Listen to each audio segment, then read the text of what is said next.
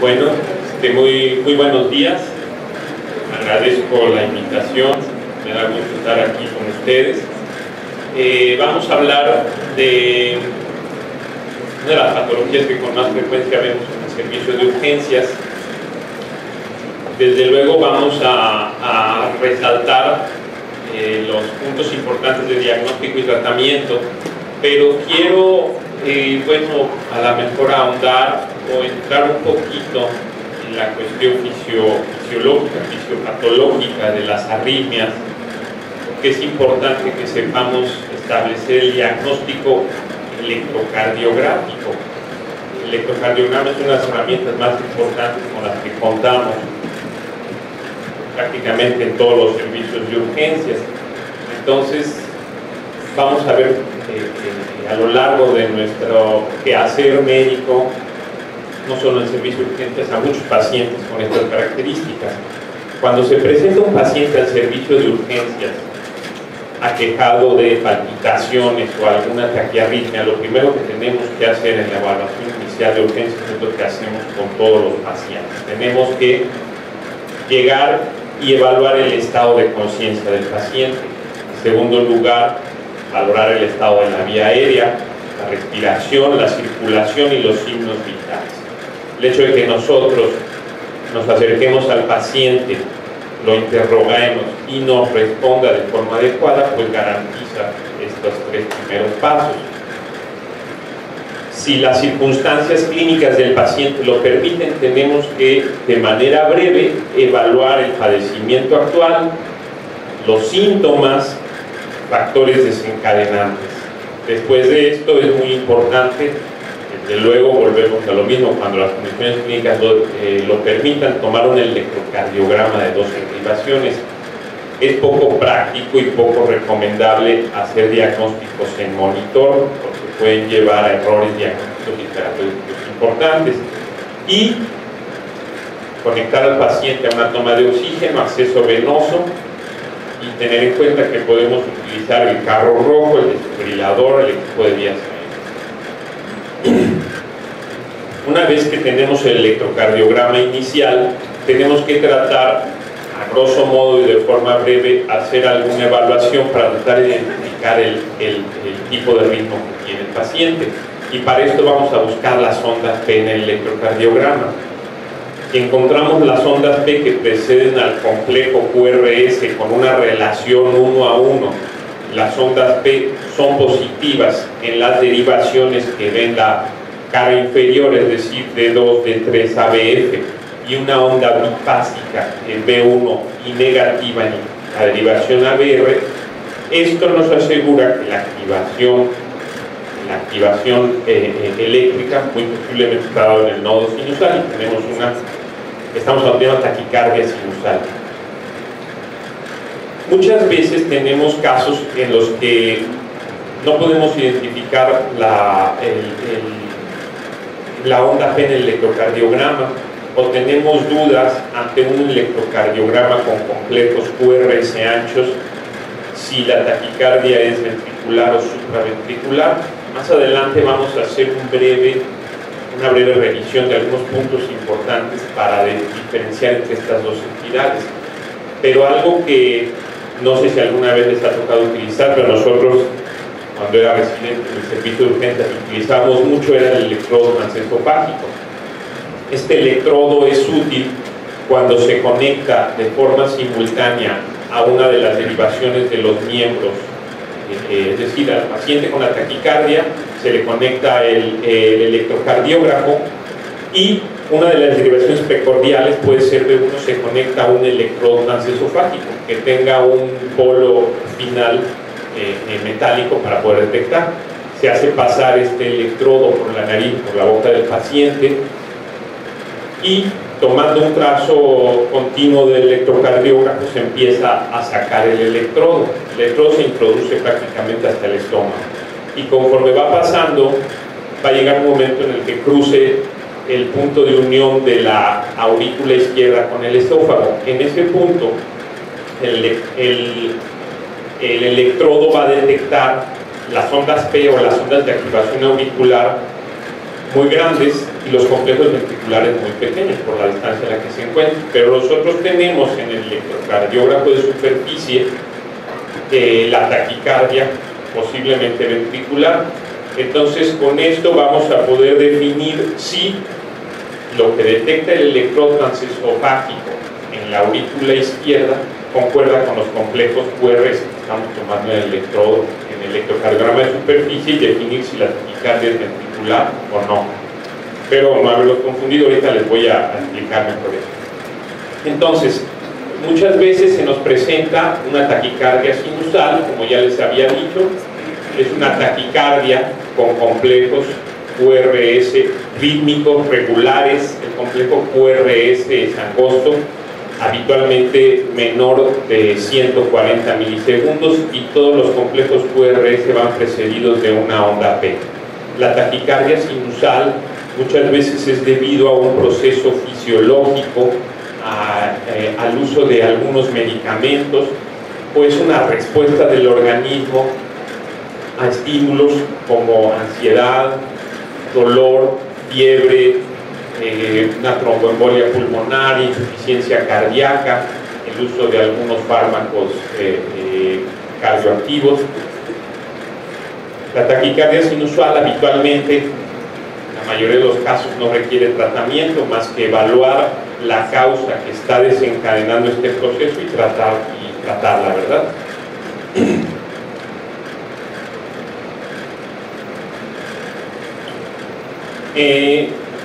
Las taquicardias supraventriculares las podemos dividir en tres grandes grupos: taquicardias auriculares, taquicardias de la unión y taquicardias ocasionadas por síndromes de preexcitación, por haces anómalos. Las taquicardias supraventriculares, como su nombre lo indica, son taquiarritmias que se originan por encima de la bifurcación de las vejigas en el tejido auricular o nodal. Dentro de estas, la fibrilación auricular es la arritmia sostenida más frecuente. Hasta el 10% de los casos se presenta en individuos mayores de 80 años. Y es fácil identificarla por las siguientes características. De entrada, la fibrilación auricular, valga la redundancia, es una arritmia arrítmica, en la cual no podemos identificar ondas P de forma clara precediendo al complejo QRS, y no existe una regularidad en la secuencia y cadencia de los complejos QRS. Aquí no vemos onda P en ninguna de las vibraciones, y el ritmo pues es francamente irregular. La frecuencia es variable, ya que depende del grado de bloqueo auriculoventricular, dado que la frecuencia de descarga auricular en la fibrilación auricular puede ser de 300 a 600 latidos por minuto, pero el grado de bloqueo AB va a determinar la frecuencia ventricular, que puede ser de 120 hasta 220 latidos por minuto.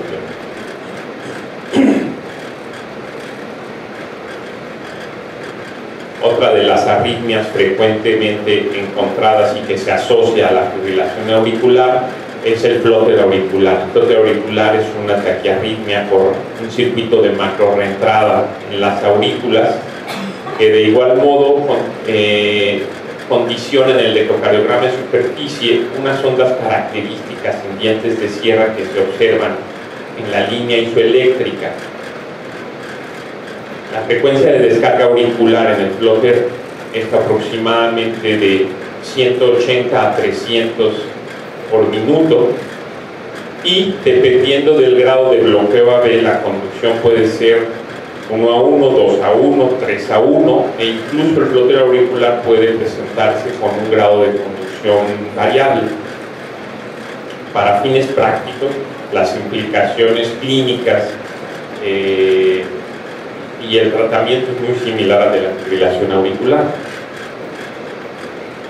Y otra de las patologías englobadas dentro de las taquicardias supraventriculares son los síndromes de preexcitación por un haz anómalo. En este caso, la aurícula y el ventrículo se encuentran anatómicamente conectados por un haz anómalo. La conducción la conducción aurículo-ventricular, en algunos casos cuando la anomalía es evidente, se realiza a través del asa anómalo y se brinca el nodo auriculoventricular, de tal modo que la conducción ventricular inicia por una de las partes externas del ventrículo para posteriormente seguir por el haz de His y ramas de Purkinje, dando una morfología característica en el complejo QRS, que es esta pequeña onda al inicio de la onda R, que se llama onda delta, esta de aquí, condicionando que el segmento PR sea corto y exista esta onda llamada onda delta. El problema y lo que tenemos que tener en cuenta con los síndromes de preexcitación es que estos pacientes pueden llegar a presentar una complicación grave en el servicio de urgencias, que es cuando en estos casos se añade una fibrilación auricular. La fibrilación auricular asociada al síndrome de Wolff puede dar una taquicardia con frecuencias cardíacas muy elevadas, hasta de más de 300 latidos por minuto, que puede generar una fibrilación auricular. Y esto es, desde luego, a lo mejor ya no es tema del servicio de urgencia, son cosas muy específicas, pero los pacientes que tienen un síndrome de preexcitación conocido se presentan al servicio de urgencias con una taquiarritmia. Existen ciertos antiarrítmicos que están proscritos justamente porque provocan un bloqueo a nivel del nodo auriculoventricular y favorecen la conducción por el haz anómalo. El haz anómalo tiene un periodo refractario mucho más corto y permite frecuencias ventriculares muy elevadas que pueden ocasionar esto. En estos pacientes está contraindicado el uso de digoxina, beta bloqueadores, en algunos casos hasta la miodarona, se puede utilizar propafenona, cocainamida, que no hay en México, o proceder inicialmente a la cardioversión sincronizada.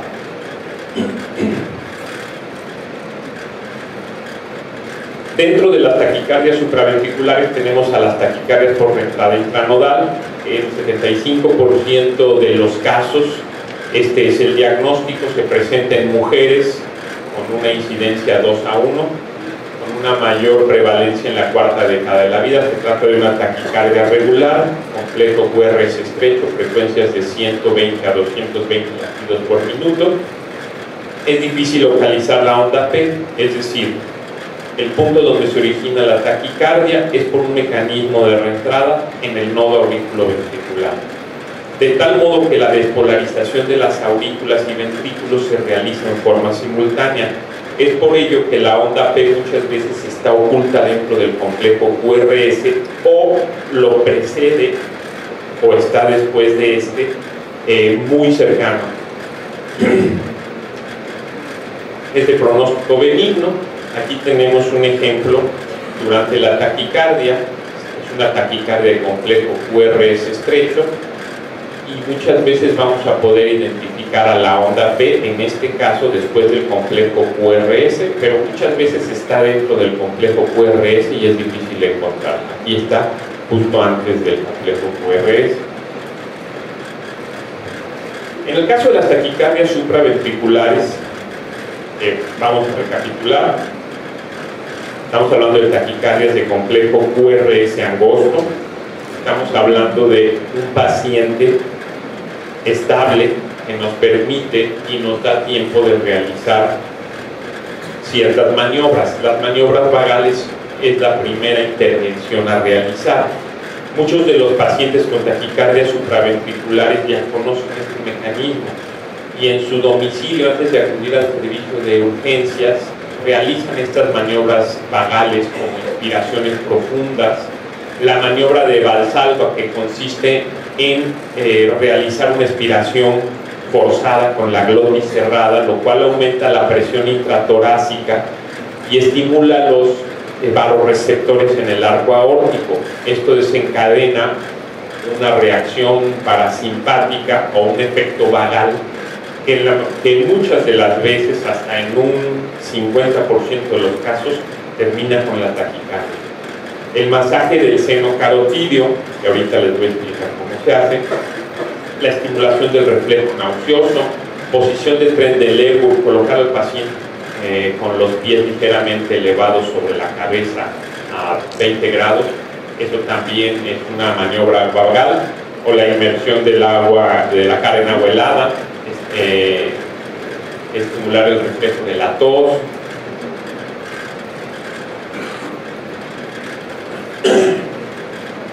El masaje del seno carotídeo se realiza, volvemos al principio, paciente con una taquicardia, complejo QRS angosto, estable, una taquicardia que asumimos es supraventricular, porque las maniobras vagales son útiles en taquicardias supraventriculares.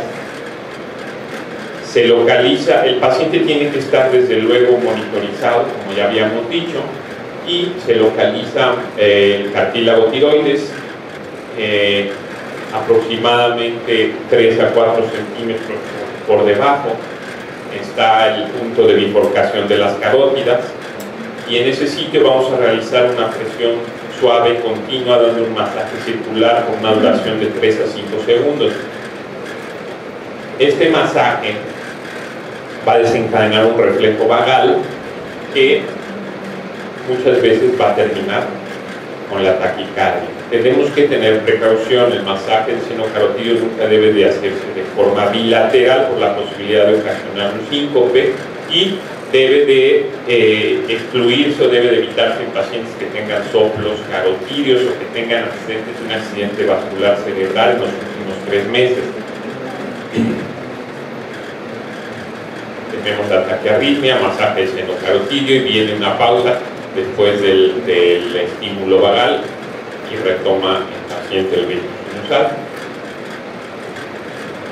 En taquicardias supraventriculares, como segunda opción terapéutica, se utiliza la adenosina, que es un nucleócido de tipo purina, usado por propiedades antiarrítmicas y vasodilatadoras. Está ampliamente difundido su uso en los servicios de urgencias y es un fármaco que produce un bloqueo profundo del nodo auriculoventricular con una vida media corta de 5 a 9 segundos.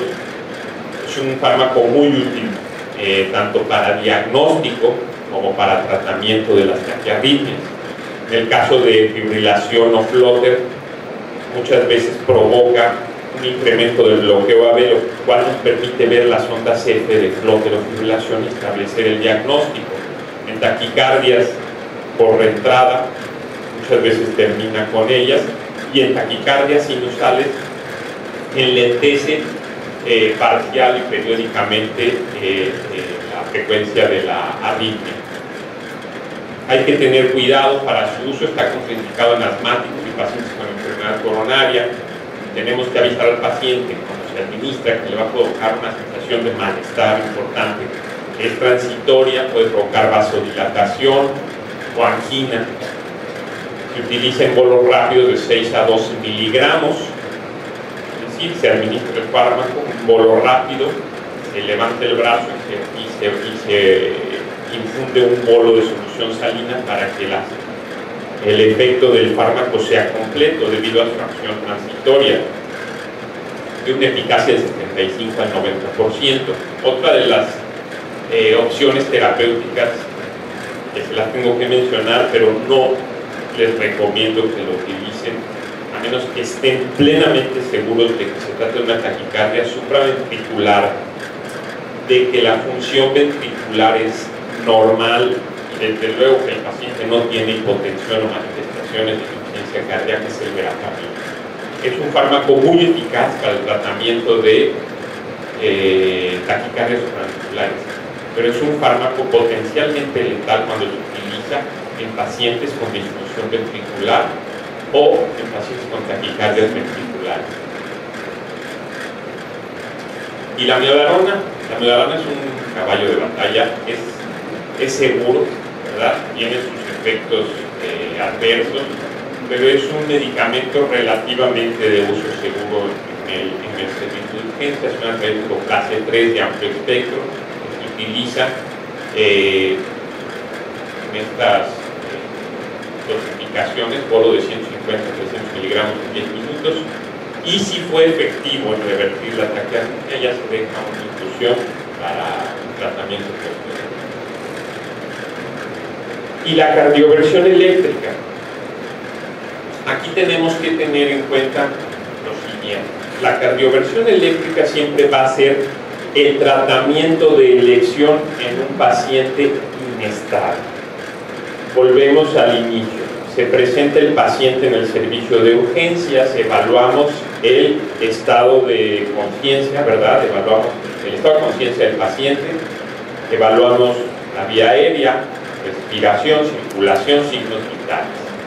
Si el paciente no está hipotenso, si no tiene alteraciones del estado de conciencia, si no tiene manifestaciones de insuficiencia cardíaca, si no tiene angina de pecho, si no tiene datos de bajo gasto cardíaco, estamos ante una taquicardia estable. Si tiene cualquiera de estas manifestaciones, estamos ante una taquicardia inestable y el procedimiento inicial tiene que ser la cardioversión eléctrica sincronizada. Lo que hace la cardioversión eléctrica es despolarizar de forma brusca las fibras miocárdicas mediante la energía eléctrica. Este puede ser el primer procedimiento a seguir en cualquier tipo de taquicardia y debe ser el primero en las taquicardias inestables. Cuando en pacientes con estabilidad utilizamos un fármaco de primera instancia, siempre la segunda opción a elegir puede ser la cardioversión eléctrica. Muchas veces utilizamos 2 o 3 antiarrítmicos y eso empeora la condición clínica del paciente, incluso al grado de llevar a un bloqueo ventricular después de estar con una taquicardia. Siempre hay que utilizar sedación previa al procedimiento y debemos de tener al paciente perfectamente monitorizado, tipo de succión, vías aéreas, carro rojo, valorar la arritmia, lubricar las palas, seleccionar el modo sincrónico. Esto es muy importante y para ello el paciente tiene que estar conectado con los cables al desfibrilador. Si no está conectado con los cables, nunca vamos a poder sincronizar. El modo sincrónico no es más que estamos indicándole al desfibrilador en qué momento queremos que la descarga sea entregada. Para esto se sincroniza la descarga con la sonda Sierra del electrocardiograma, de tal modo que evitamos que la descarga sea entregada en un punto susceptible en el que pueda condicionar una fibrilación ventricular en vez de terminar con la taquicardia. Después de cargar, colocar las palas sobre la piel y verificar que está libre, descargamos y evaluamos. Estos son los monitores tipo que se encuentran en los servicios de urgencias, con un selector de energía, un botón para cargar y un botón para choque. En las palas también tenemos disponible el botón para carga y el botón para choque, que habitualmente está en las 2 palas. Y es muy importante que identifiquemos el botón de sincronización. A veces está aquí, a veces está aquí, dice sync. Entonces, cuando se trata de una taquicardia inestable, que no sea una fibrilación ventricular o una taquicardia ventricular sin pulso, siempre hay que comprimir este botón antes de entregar la descarga. Las palas se colocan del lado derecho en el segundo espacio intercostal derecho del esternón y la izquierda en el quinto espacio intercostal, línea axilar anterior. Aquí tenemos una taquicardia rítmica de complejo estrecho. Se realizaron maniobras vagales no efectivas y se administró adenosina en bolo. Después de unos segundos regresa a ritmo sinusal de la taquicardia después de la cardioversión. Taquicardia ventricular. Bueno, brevemente, cuando nosotros se nos presenta en el servicio de urgencias un paciente con taquicardia con complejo QRS ancho, debemos de asumir que se trata de una taquicardia ventricular, porque en 80% de los casos las taquicardias de complejo QRS ancho son ventriculares.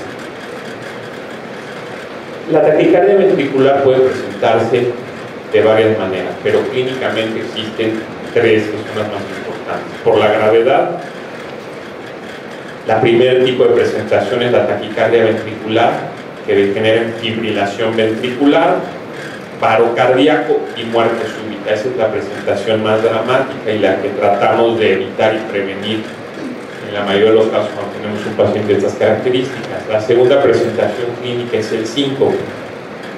No se conoce con exactitud la frecuencia de asociación de síncope con taquicardia ventricular, pero se sabe que es frecuente. En muchos pacientes en estudio por síncope inexplicable, la causa con mucha frecuencia es la taquicardia ventricular. Y la tercera posibilidad de presentación clínica es un paciente que nos presenta una taquicardia de complejo QRS ancho, bien tolerado.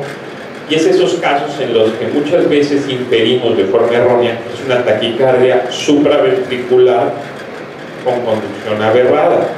¿Por qué? Bueno, pues porque va a tener una taquicardia ventricular y está platicando, ¿no? Bueno, puede ser, pero eso es algo muy poco frecuente. El 80% de las taquicardias con QRS ancho son ventriculares. Por lo tanto, si nosotros inferimos esto ya por default, vamos a atinarle en el 80% de los casos. La taquicardia ventricular se puede clasificar en monomórfica, polimórfica, sostenida y no sostenida. Brevemente, nada más, aquí se los voy a explicar. Las taquicardias supraventriculares se originan aquí. Y dado que el foco primario de activación eléctrica se encuentra aquí arriba, la conducción a partir de este punto se va a llevar por las vías normales de conducción. Esto origina un complejo QRS angosto y una conducción aurículo-ventricular 1 a 1 o con otros grados de bloqueo. Pero siempre en las taquicardias supraventriculares las ondas auriculares van a ser iguales o mayores en frecuencia que las ondas de activación ventricular. En el caso de las taquicardias ventriculares se originan aquí abajo, de tal modo que al activarse inicialmente los ventrículos provocan un bloqueo retrógrado o diversos grados de conducción ventrículo-atrial. Es por ello que las taquicardias ventriculares pueden producir disociación auriculoventricular. Esta es una de las características patognomónicas que si la identificamos nos ayuda a establecer el diagnóstico de una taquicardia ventricular. Pero siempre la activación ventricular en las taquicardias ventriculares siempre va a ser igual o mayor que en las aurículas. ¿Qué nos va a ayudar a definir si es ventricular? Disociación auriculoventricular, es decir, las aurículas van por su lado y los ventrículos por su lado a una frecuencia mayor. Si logramos identificar las ondas P o logramos ver latidos de fusión, que son latidos intermedios entre el latido normal con un latido ventricular o capturas, esto nos va a establecer el diagnóstico de una taquicardia ventricular.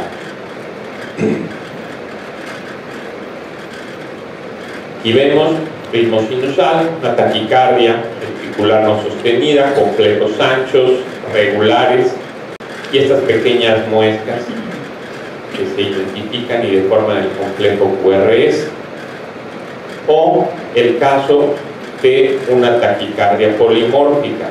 Los complejos QRS son anchos, sin embargo la morfología no es uniforme, hay una variabilidad de uno a otro latido. Esta taquicardia también se conoce como taquicardia helicoidal, se asocia a alteraciones electrolíticas o a complejos a síndromes de QT largo. De hecho, aquí en la terminación de la taquicardia se ve como el primer latido conduce con un QT largo. Complejo de fusión, lo que les decía, un complejo intermedio entre el ritmo normal y el ritmo ventricular. Son complejos de fusión. una taquicardia ventricular. Hay una serie de criterios que se utilizan para establecer el diagnóstico de taquicardia ventricular. Digo, ahorita por obvio del tiempo no se los voy a nombrar. Y los ritmos desfibrilables, que son fibrilación ventricular o taquicardia ventricular sin pulso. Es decir, desfibrilación hablamos de cuando la descarga se entrega de modo asincrónico. En estos dos casos no es necesario sincronizar la descarga del desfibrilador. Cuando identificamos una fibrilación ventricular o una taquicardia ventricular sin pulso, de forma inicial, el ACLS nos indica que tenemos que entregar una descarga bifásica de forma inicial sin necesidad de iniciar con maniobras de reanimación cardiopulmonar. Un desfibrilador bifásico con una corriente de 120 a 200 joules o en un desfibrilador monofásico con una descarga de 200 a 360 joules. Bueno, este otro electro, fibrilación auricular, complejos QRS angostos, irregulares. Y el tratamiento, bueno, volvemos a lo mismo, en cualquier tipo de taquicardia depende de la tolerancia hemodinámica. Si es inestable, el paciente está inestable, se realiza una cardioversión sincronizada, 200 a 300 joules. Cuando la taquicardia ventricular asumimos que es de origen isquémico, aunque no se asuma que sea de origen isquémico, en muchas ocasiones se inicia con un bolo de lidocaína de 2 a 3 miligramos por kilo y es efectivo. Otros casos se puede utilizar con amiodarona intravenosa. Lo que les quiero decir es que el uso de fármacos no debe de retrasar el uso de una cardioversión o desfibrilación. Siempre la cardioversión y la desfibrilación tienen que ser entregadas de forma oportuna, al igual que las maniobras de reanimación cardiopulmonar, si identificamos que es lo que se necesita. No deben de utilizarse focos rojos, y lo repito, los alfa-antagonistas como verapamil, a menos que exista la historia que se trata de taquicardia supraventricular y que la función ventricular es normal. En el caso de la taquicardia polimórfica, en este caso particular, deben de tratarse las anormalidades electrolíticas y es útil el sulfato de magnesio en dosis de 2 a 4 miligramos, que puede repetirse el bolo 10 a 15 minutos. Y desde luego utilizar la cardioversión eléctrica si el paciente no está estable. La fibrilación ventricular, esta es una urgencia, es un ritmo ventricular caótico, provoca ausencia de gasto cardíaco, es decir, es un ritmo letal si no se inicia la reanimación en 5 a 7 minutos. Por cada minuto que retrasamos la desfibrilación en un paciente con fibrilación ventricular, la mortalidad aumenta en un 10%. Debe iniciarse inmediatamente reanimación y cardioversión asincrónica 200 a 360. Esta es la fibrilación ventricular.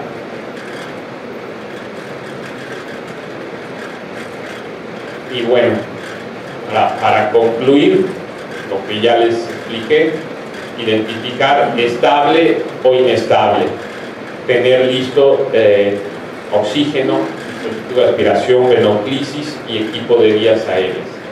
Y cuando es inestable, utilizar cardioversión sincronizada en cualquier tipo de taquiarritmia. En el caso de que sea una taquicardia estable, maniobras vagales o podemos recurrir al uso de fármacos. Con esto concluyo, agradezco su atención y si hay alguna pregunta, con mucho gusto.